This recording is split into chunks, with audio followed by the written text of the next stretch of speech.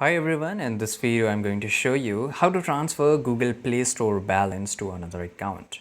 Well, it's very easy. So first of all, you have to just go to your Play Store here.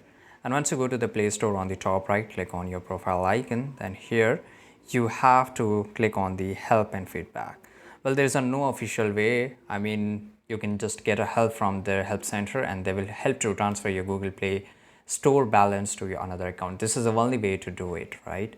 So it's take a time. You have to get in contact with the service and then only you will be able to do it. So here on the search bar, we will type here Google Play balance transfer. And once you do it, here you can see there is some of the queries. So I will just click on transfer from your child account to your different account. So this is a request and there is a lot of different requests. You can just click on it and then you have to get a contact with them and then only you will able to transfer Google Play Store balance to another account. So this is it guys. I hope you found this video very useful. If you did, subscribe.